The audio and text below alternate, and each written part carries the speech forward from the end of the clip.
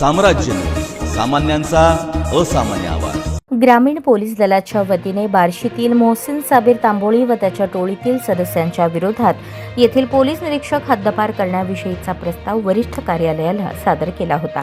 त्यानुसार ग्रामीणचे पोलीस अधीक्षक अतुल कुलकर्णी यांनी या सराईत गुन्हेगारांच्या टोळीला 1 वर्षाकरता हद्दपारीची कारवाई केली आहे। हद्दपारीच्या कारवाईत टोळीतील टोळी प्रमुख मोहसिन साबीर तांबोळी याच्यासह शाहबाज जहांगीर शेख, इब्राहिम राज अहमद शेख, अखिल इब्राहिम सय्यद असे सर्वजण बार्शी शहरातील आहेत।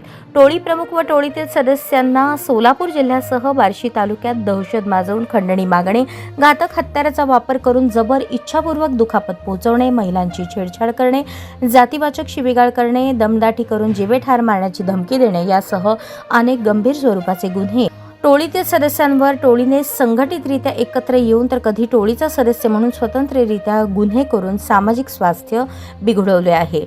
सर्वजण दहशत निर्माण करत होते, त्यामुळे त्यांच्यात सुधारणा प्रतिबंधात्मक कारवाई करून देखील सुधारणा होत नव्हती। त्यांच्या कृत्यास आळा घालण्यासाठी तथा प्रकरणांची सुनावणी हद्दपार प्राधिकरण तथा पोलीस अधीक्षक सोलापूर ग्रामीण यांच्या समक्ष झाली आणि टोळीला 1 वर्षाकरता हद्दपार करण्यात आले।